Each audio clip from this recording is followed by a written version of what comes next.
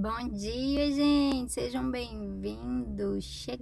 Estamos no capítulo 31 de Segunda Crônicas. Tô bem. Era só a garganta, sei lá, estranha. Gente, então, segundou. Vamos que vamos. Em nome de Jesus, essa semana a gente termina o livro de Segunda Crônicas. E é isso. Hoje eu nem coloquei título porque a mensagem é um pouco polêmica, digamos assim. A gente vai falar um pouquinho sobre dízimo, sobre ofertas, sobre pagamento ao o trabalhador é digno do seu salário, na verdade. E eu quero já começar lendo o capítulo de Números 18, versículo 21, que vai dizer assim: O Senhor disse: Eu dou aos levitas todos os dízimos que o povo de Israel me oferece. Isso é o pagamento pelo serviço de cuidar da tenda sagrada. Às vezes a gente acha que a gente deve pagar um advogado, que a gente deve pagar um médico. Às vezes talvez a gente não pague, a gente procure os públicos, né? Dependendo aí da condição financeira de cada um, a gente tem como se isentar disso, apesar dos impostos que a gente paga. Mas a gente acha que a gente tá fazendo um favor, às vezes, quando a gente dá o nosso dízimo e a nossa oferta, e quando principalmente, né, que a reclamação e a crítica da maioria, que fala que é o pagamento para o pastor. Claro que é o pagamento do pastor.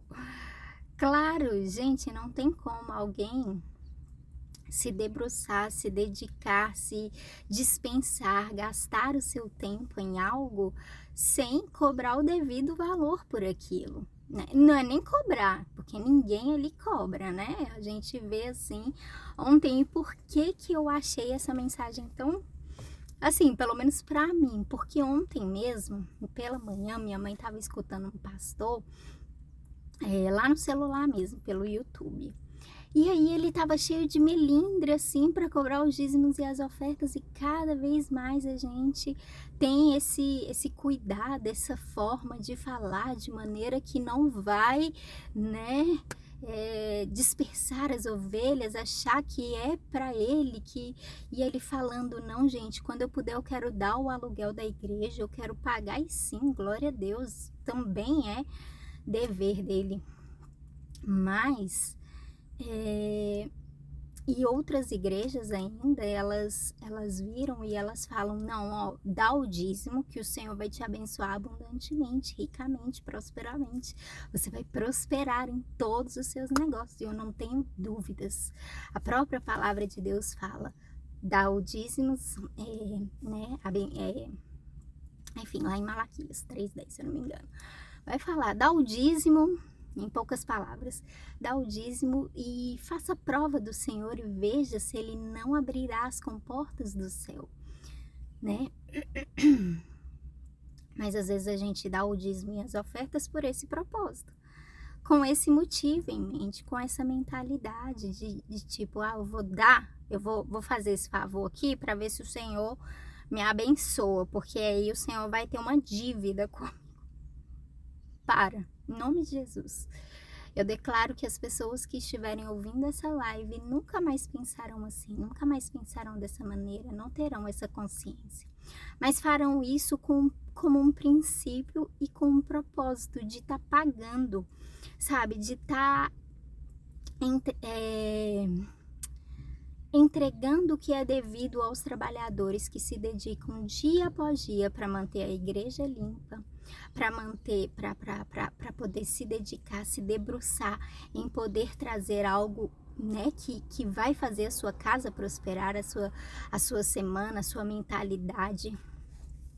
E esse capítulo vai falar exatamente sobre isso, vai falar que aquele povo, depois da Páscoa, né, Ezequias então virou e falou: não, olha, vocês vão trazer, vão contribuir para que aqueles que se dedicam à lei do Senhor possam ficar só por conta disso. E vai dizer que aquele povo, eles sabe, estavam ansiosos por fazer aquilo. Por quê? Porque naquele tempo, gente, eu não sei se vocês já perceberam aqui na palavra, mas são duas coisas muito importantes. O rei, né? O rei ali, o comando, o exército, a guerra em si, e Deus. O mundo espiritual para eles era muito, muito, muito, muito, muito, muito importante. Compreende? Então, a gente só vai aplicar, enfim, direcionar os nossos recursos em algo que a gente considera muito importante, em algo que a gente considera que não pode parar.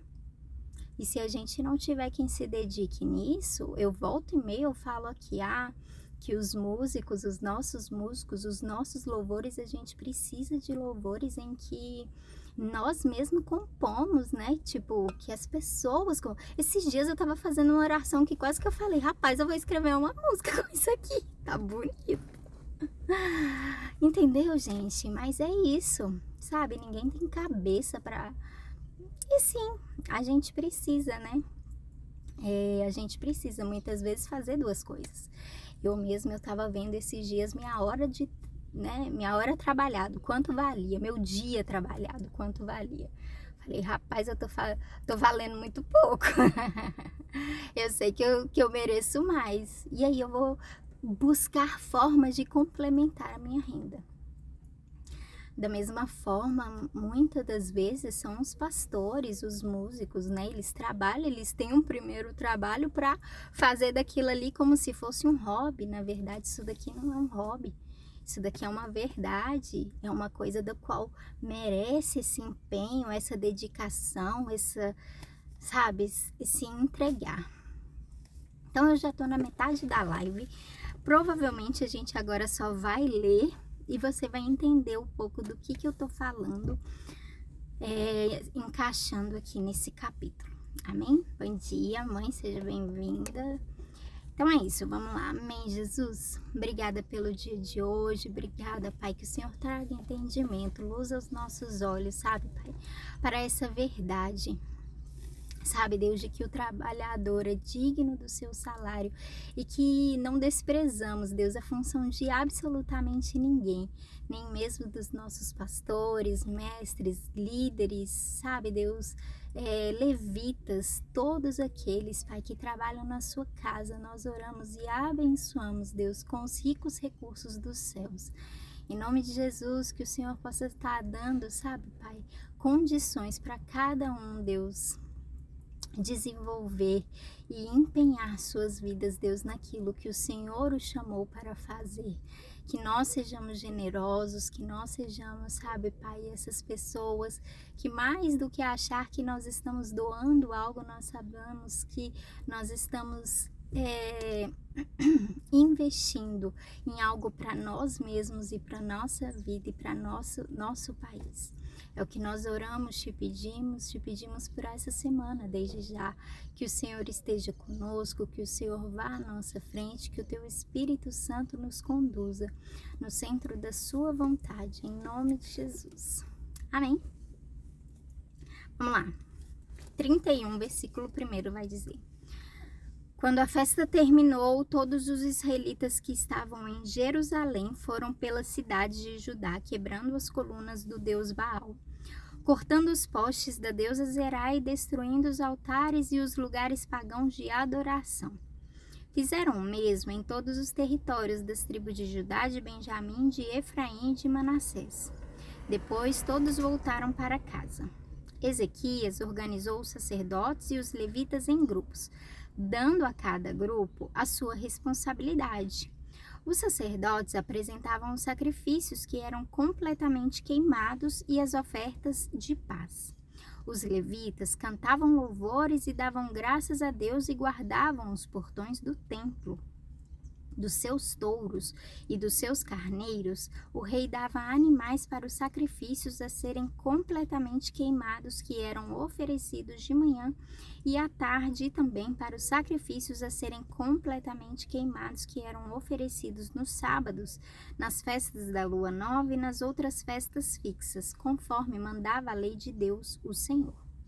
O rei ordenou aos moradores de Jerusalém que entregassem aos sacerdotes e levitas tudo o que de direito era deles, a fim de que pudessem gastar todo o seu tempo fazendo aquilo que a lei do Senhor mandava.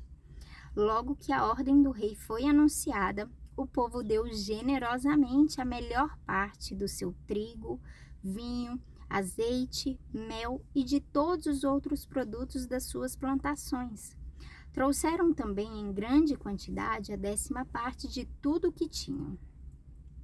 Os que moravam em Israel e os moradores das outras cidades de Judá também trouxeram a 10ª parte dos seus touros e dos seus carneiros e a 10ª parte de tudo o que tinham dedicado ao Senhor, seu Deus, e juntaram as coisas em grandes montões.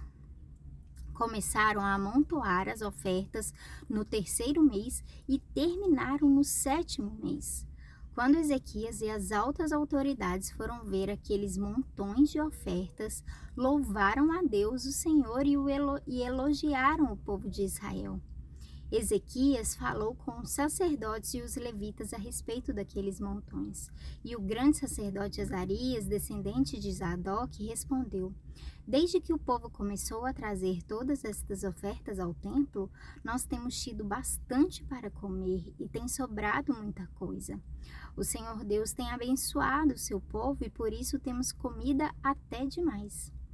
Aí o rei Ezequias ordenou que preparassem depósitos no templo e isso foi feito. Foram honestos e colocaram ali todas as ofertas, os dízimos e as coisas dedicadas a Deus. Para tomar conta dos depósitos, puseram um levita chamado Conanias, que tinha como ajudante o seu irmão Simei. O rei Ezequias e o grande sacerdote Azarias nomearam os seguintes levitas para servirem debaixo da direção de Conanias e Simei: Jeiel, Azarias, Naate, Azael, Jerimote, Josabade, Eliel, Ismaquias, Maate e Benaías. O guarda do portão leste do templo, Coré, filho de Imna, estava encarregado das ofertas feitas a Deus por vontade própria. Ele distribuía as ofertas e as coisas dedicadas a Deus. Nas outras cidades onde os sacerdotes moravam, os seguintes levitas trabalhavam fielmente debaixo da direção de Coré: Éden, Miniamim, Jesua, Semaías, Amariá e Secanias. Estes distribuíam as porções devidas a todos os seus colegas, os levitas, de acordo com os grupos a que pertenciam, dando a cada um a mesma porção, sem levar em conta se os seus nomes estavam ou não nas listas dos seus antepassados. A distribuição era feita a todos os homens de 30 anos para cima que iam ao templo para fazer os seus serviços diários, de acordo com o grupo a que pertenciam e o trabalho que faziam. A lista dos sacerdotes foi feita de acordo com os seus grupos de famílias. Os levitas de 20 anos para cima estavam alistados de acordo com o trabalho que faziam e o grupo a que pertenciam. Nas listas estavam também os nomes das mulheres, dos filhos e das filhas, isto é, da família inteira. Os sacerdotes e os levitas tinham sido consagrados a Deus e precisavam estar sempre prontos para fazer o seu trabalho sagrado. Havia também homens nomeados para distribuírem os alimentos que eram para os sacerdotes, os descendentes de Arão, que moravam nas cidades dos sacerdotes ou nos campos que ficavam ao redor, e também os alimentos que eram para todos os levitas, cujo nome estavam nas listas. Foi isso que Ezequias fez em toda a terra de Judá. Ele sempre foi bom, correto e fiel em todos os serviços que prestou ao Senhor seu Deus. Tudo que Ezequias fez para o templo ou em obediência à lei deu certo, porque ele procurou sempre seguir com todo o coração a vontade de Deus. Finalizamos bem na hora. Então é isso. Nossa explicação ficou aí no início da live, então.